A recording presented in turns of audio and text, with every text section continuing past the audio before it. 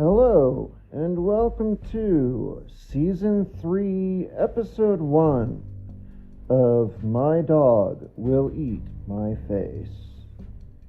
I'm sure many of you listeners may be wondering, where in the world have I been the last, several weeks? Maybe it's been a little over a month where I've been away. So we're making the best of it, and I'm starting a whole new season to make it look as though it was planned, but it wasn't.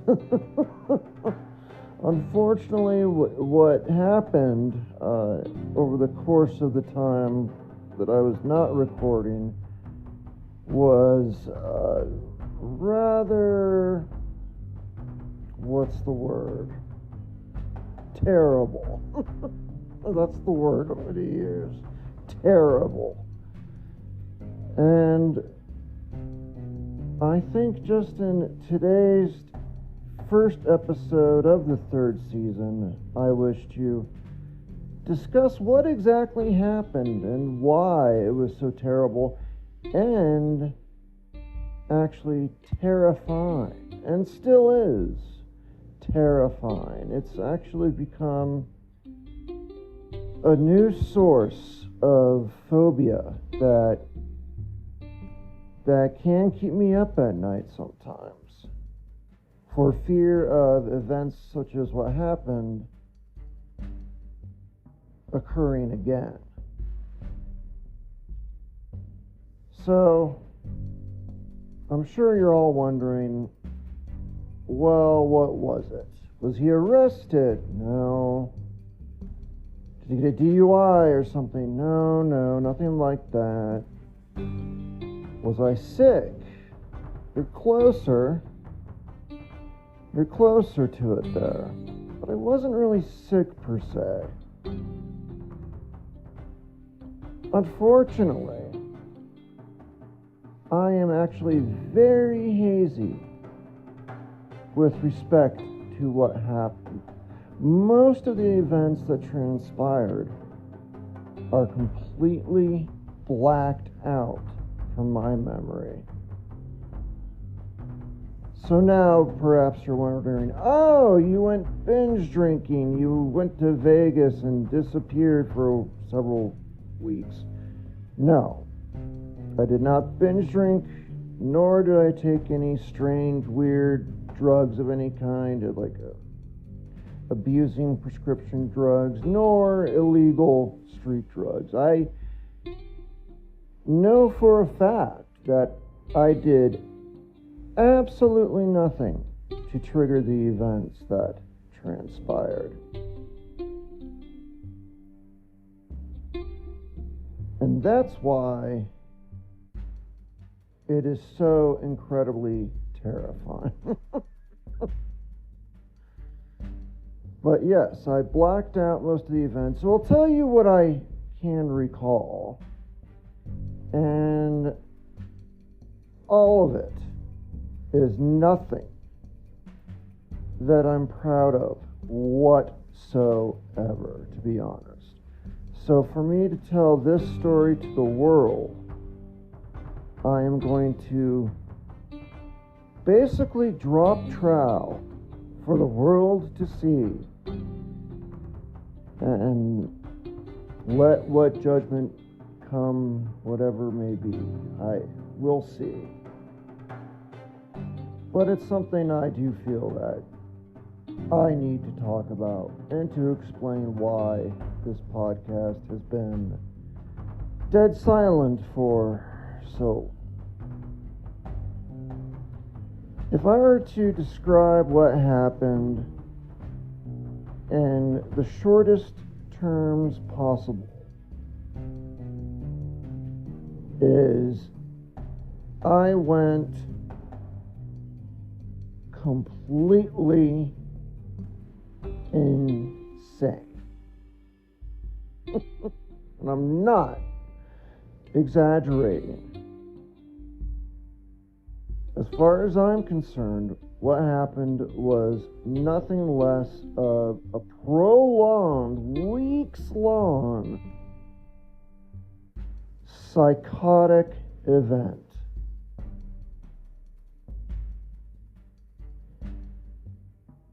It's something that came out of nowhere, was not triggered by anything I did, at least nothing I can discern, nor doctors, and ended up with me being locked up in a nursing home, of all places. So, with all that said, stick around for this first episode of Season 3, because I'm going to try my best to explain to you what happened, even though there are many holes in my memory. A lot of it is blacked out, and some of the events that I'll share are going to be based purely upon things that others have told me. So, hang tight, and I'll tell you as best I can what exactly happened over those weeks.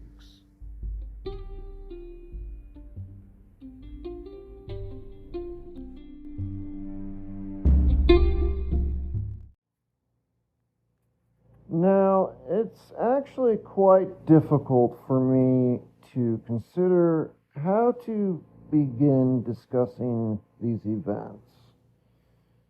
And my problem is because there is approximately 2 weeks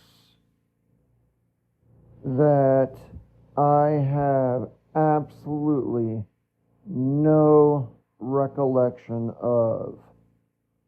Completely blacked out, except for some maybe slivers here and there, bits and pieces. So it's hard to begin to describe nothing.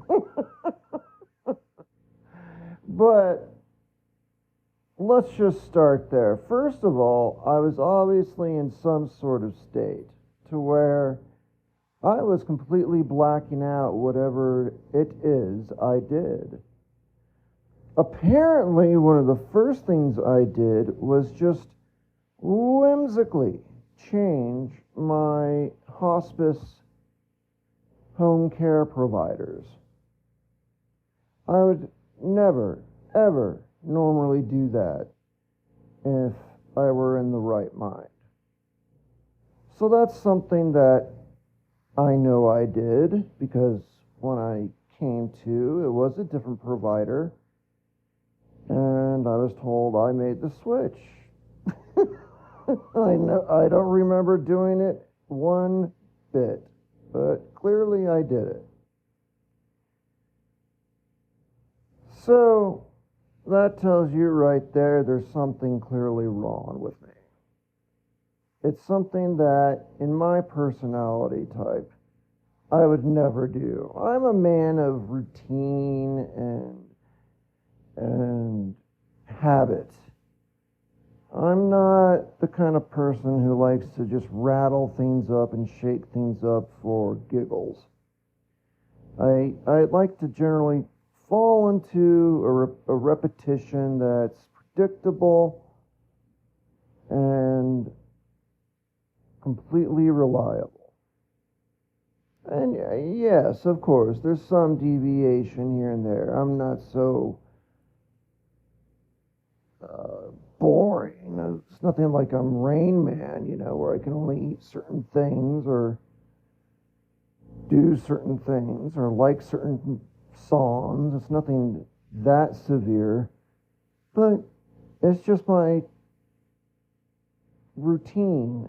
My routine falls into just that, a routine. So that big shakeup was obviously the first sign something was wrong. I don't remember doing it at all. And then apparently my family could not reach me. For 72 hours, they tried to contact me on my phone. 24 hours, no big deal. That's happened before. My phone dies, something weird happens. That happens to everyone. That's not a big deal. But 72 hours, no one could reach me. And when people would knock at my door, they'd hear my dog bark, but I would not come to the door. So eventually, my family came in. That is to say, actually, my nurse came in, finally. She had got the key to the apartment and came in, and then found me on my balcony just staring at the cityscape, looking at all the buildings, which is something I do. I like my view, so I like to relax out there and just chill. But I was standing out there and I was not even acknowledging that there was another person in my home calling to me. I was completely, it seemed, disassociated from reality.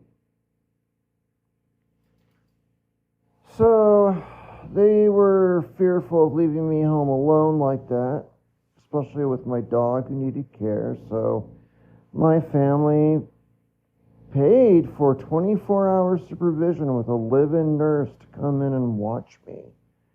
And they covered that for, I believe they said 3 days. They paid for 3 different nurses, 24-hour care, which is astronomical. It breaks my heart that they spent that kind of money on me because they were so worried. To do that for someone is just astronomical. It's not covered by insurance. And it really pains me still that they lost that money trying to help me. Well, the time came and went, and I was no better. So what eventually happened is apparently, I don't remember any of this, mind you, I was transferred to a nursing home for 24-hour care. A nursing home.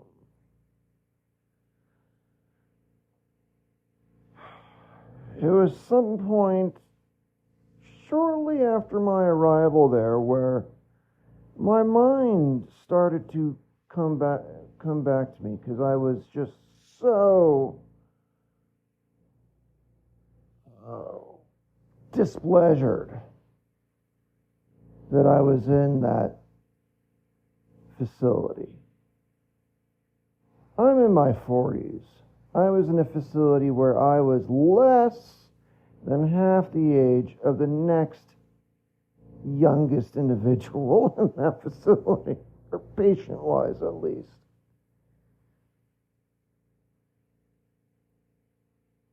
And being there was an incredible eye-opener for what those facilities are like. I don't know if any of you have been in one as a patient or if you put family members in them. But let me describe here in the next segment what exactly it was like and what I learned from my experience from spending just 4 days in that sort of facility.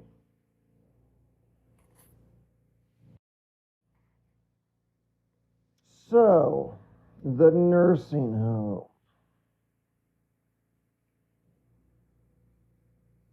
It was like I was in hell. There was a few moments where I actually considered the fact that I had actually died and gone to hell. I know, I'm an atheist. I truly don't think that hell's a real thing, but it actually crossed my mind when I was in there that maybe I was wrong and that's where I'm at. And I didn't mean that as a jovial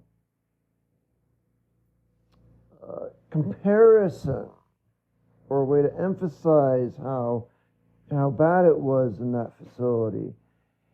There was a moment or two where I seriously considered that maybe I have died and gone to hell.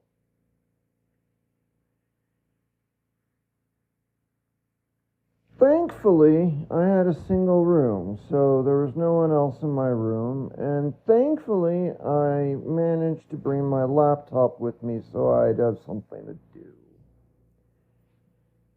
Because there is a TV in the room, but I don't normally watch TV. I just don't. I have a TV in my house. I think I've turned it on 3 times or something. I don't know. So it's just not my thing. They would serve 3 meals a day, of course, but there was no selection there. You know, when you're in the hospital, at least in the hospitals I've been in, you get a menu. You call room service and you make an order of what you want to eat. The order selection is not anything dramatic. If you've been in the hospital for a week, you've had everything on the menu. So, you know, it's nothing like a real restaurant, but there was some selection where I was, oh, no, there was no selection. And the final night that I was there, my dinner, and I do not kid you, was literally 1 corn dog. I don't remember ever in the time that I was there eating any vegetables.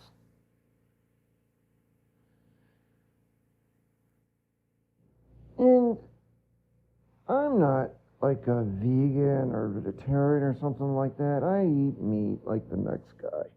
But when you're suddenly not having any veggies in your diet, you notice it. And I started craving vegetables of all things because I was just getting fed stuff that was just clearly microwaved. And the corn dog was just like a microwavable hot dog, deep fried, and it was just disgusting. Oh. This is coming from me, of course. I consider myself a foodie. Once a foodie, always a foodie. So for me, being in a facility like that, where that's the kind of things they serve, you can see why I seriously thought I might have gone to hell. So, the food was not anything that I would feed to my worst enemy. So that was lousy. In fact,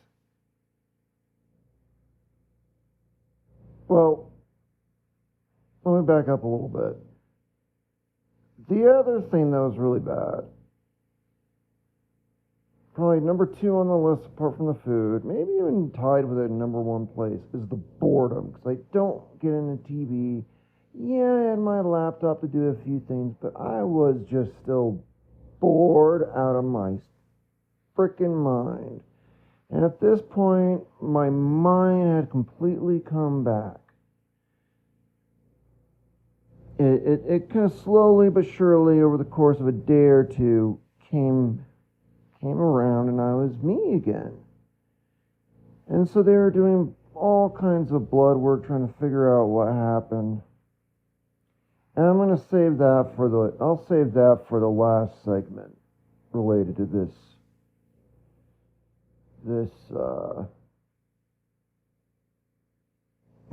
retreat I was on.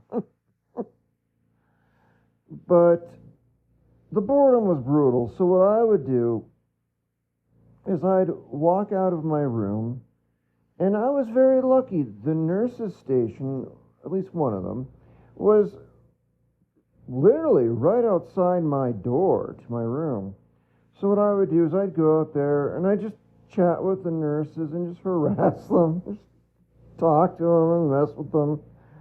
And if they weren't at their desk, I would switch everything around on their desk and then leave. I'd move all their water bottles. Like one nurse would have their laptop on their side, then the other nurse had their laptop on their side, and so I would switch the laptops. So once they tried to log in, it kept not letting them log in until they figure out that it's the wrong laptop. I was devious, so I was bored. I was having fun with that. And I would, like I said, I'd move their water bottles, everything around on their desk, just put them in weird places. I'd replace their chairs with rickety, lousy chairs and roll their other nice chairs away.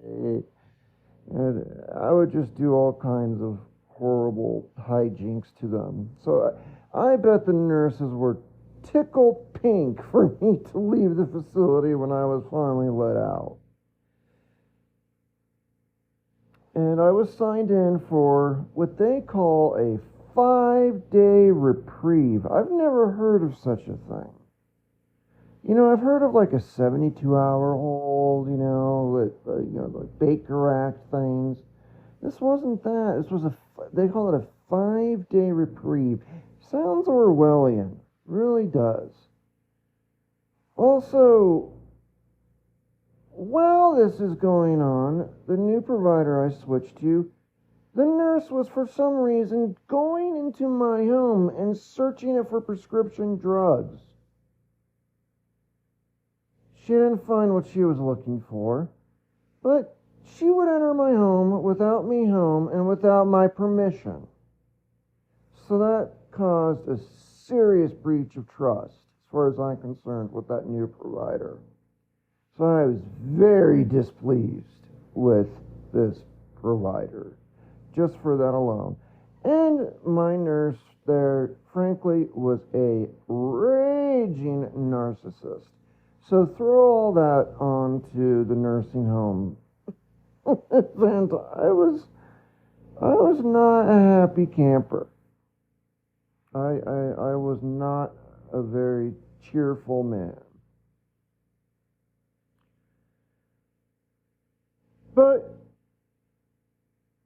they did let me out, thankfully, because I really pushed it and forced it on them on day 4 instead of 5, because I was ready to get the double hockey stick out of there.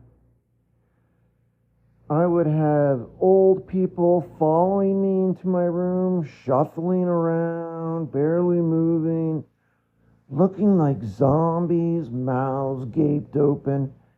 And I'd have to corral them and push them out of my room and stuff. It was bad.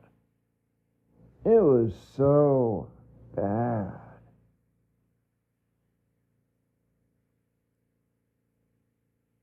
So, my mind came back, and on day 4, I bounced. Alright? Went home. Nothing like that has happened since. Of course, nothing like that happened before. But then that brings us to the mystery of the ages, which is what happened in the first place? What caused this episode, this bizarre event?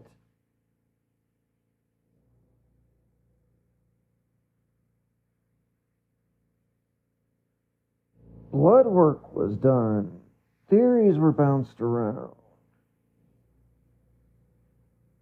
And I'll share some of those findings and some of those theories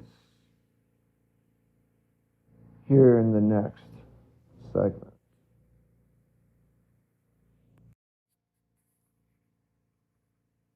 So they did blood work. They had theories. They're trying to figure out what happened.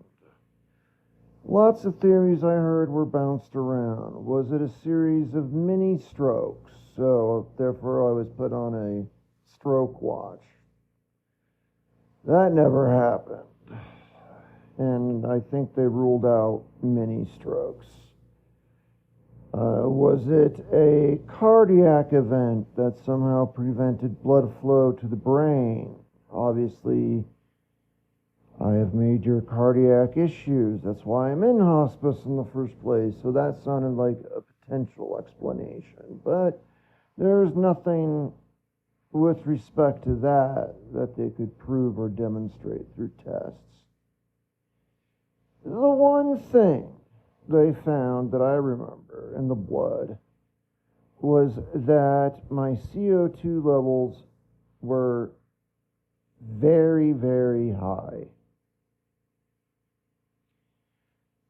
So, the theory at hand was that I was on such a high flow of oxygen, 16 liters, mind you, or it's like basically a sandblaster being shoved up my nose 24/7,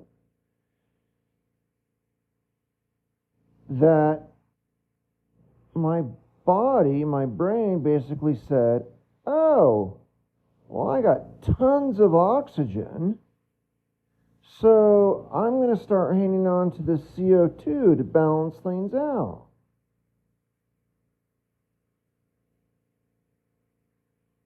And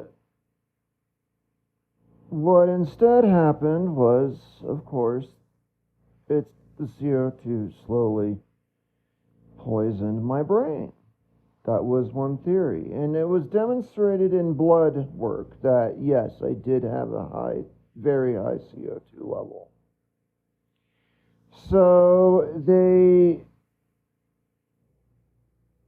dramatically reduced the oxygen flow and did more blood work, and the CO2 level was demonstrably going back down. So that's one theory that I think is still the best contender, but they don't really know. They don't really know what the cause was. And according to the doctor, they may never know.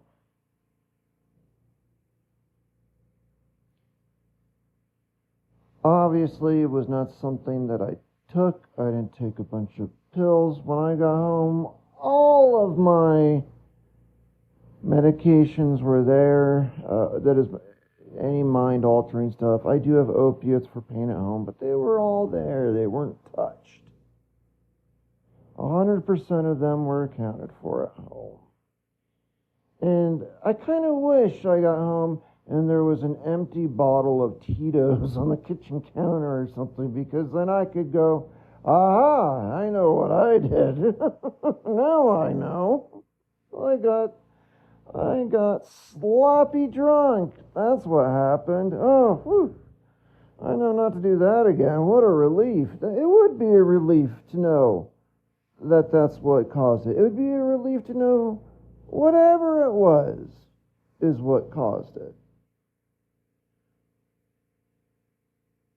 But all we have are some little theories, with one in particular, the CO2 one, which seems the most likely and seems reflected in the blood work, but at the end of the day, the true answer is they don't know what caused it. And that, my friends, is why it's so terrifying. That's why it's so terrifying to me now, having fully recovered from this. I'm back to my normal self. I know who I am. I mean, there was a period I didn't know who I was. Literally, I did. They asked me, do I know my name? And I didn't have a way to tell them. I was gone. It was just like,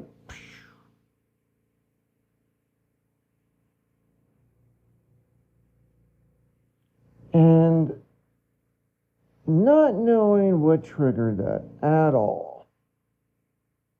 I mean, yeah, like I said, we had some theories, but without being sure, without being able to say, aha, this did it. And it could be because there was a multitude of variables that led to that occurring at that time, that just happened to commingle and cause this reaction of some sort. But that's all why, to this day, fully recovered, I'm still terrified of it. Because what if it happens again? I won't know it's happening again because I'll be psychotic. I'll think I'm fine. That's the problem. I won't be able to tell that it's happened again.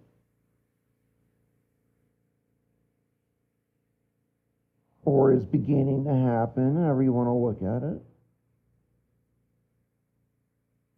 And so that's why this is now probably one of my deepest fears.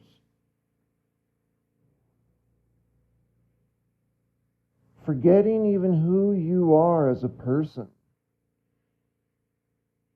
I forgot my mother was deceased. I forgot my previous dog was deceased.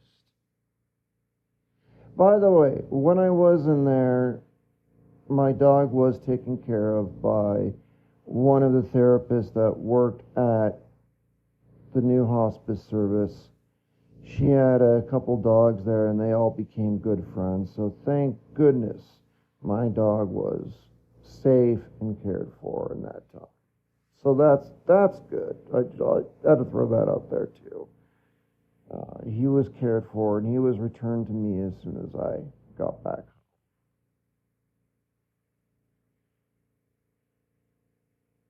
So it definitely caused some deep trauma within me. There was probably 4 or 5 days later, long after I've been home, 4 or 5 days in a row, where I was basically in a prolonged panic attack. And I really didn't know why. I had no reason to be that way, but I couldn't sleep. I was just stressed. Everything was bad. I think it was the trauma from that event. And I'm certain my dog, unfortunately, had some trauma from that event. His behavior's exhibited some weird things since he's been back, where he's very clingy, and you can tell he is terrified of someone taking me away again. So he's traumatized. I'm traumatized. And for those of you that maybe have a relative, a parent, an older family member, a younger family member like me, who you consider putting in a nursing home, I implore you to go there yourself and really make sure your loved one will be able to tolerate that environment.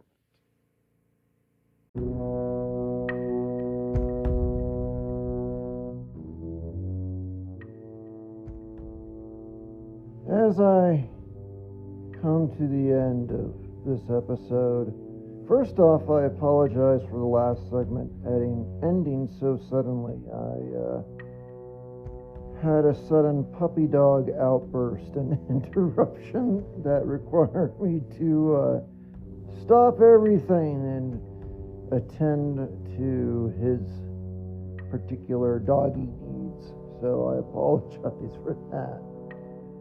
But I think I got my point across with respect to nursing homes and what to beware before considering that as an option for yourself or someone else.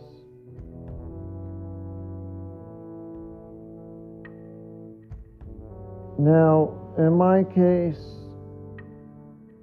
I'm not sure if there were any other better options, unfortunately, despite how much I despised that environment. I cannot think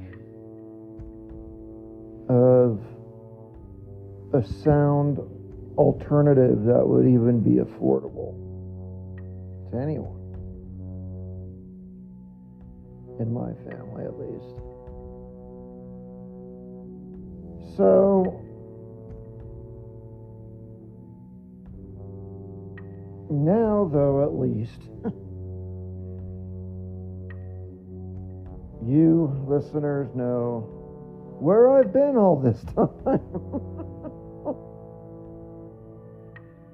I unfortunately was not on an extended Bahama cruise. I was not, unfortunately, trekking the Andes, picking at Inca ruins or something fun. No, nothing like that. I was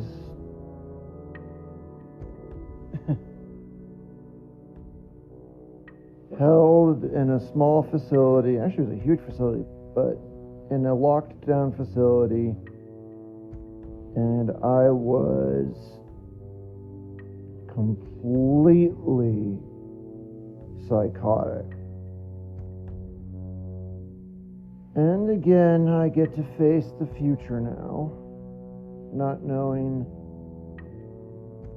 what the cause was, and just hoping that it doesn't repeat itself.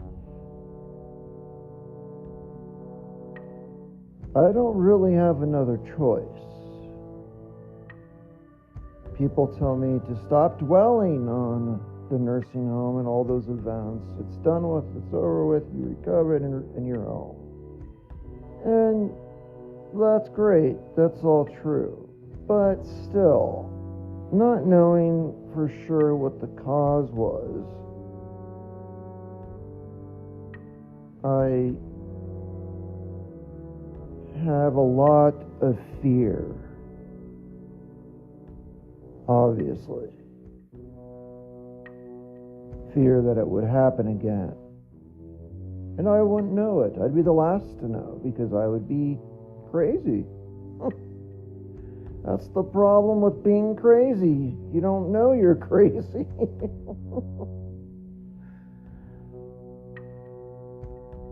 So I'll do the best I can to move forward. Try to overcome any trauma that may be lingering. It may last forever. I don't know.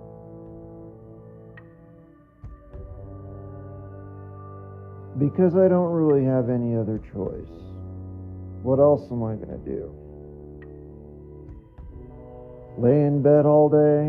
No. Mope around the house and be miserable all day? No.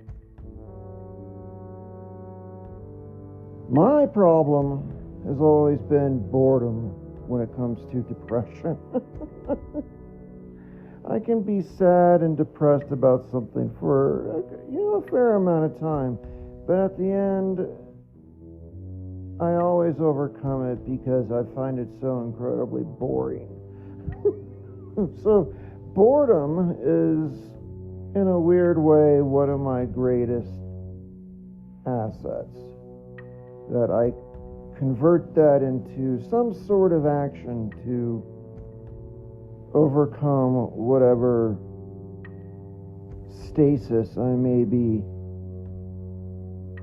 held in, emotionally or otherwise.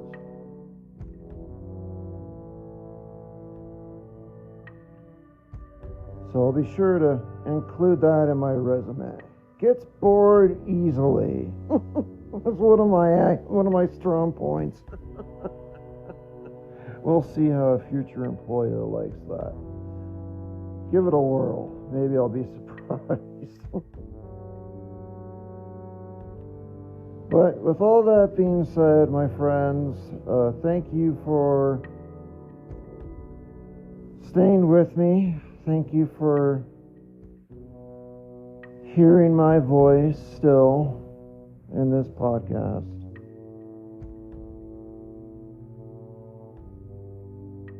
And I most certainly hope that I will talk to you all again very soon. Auf Wiedersehen.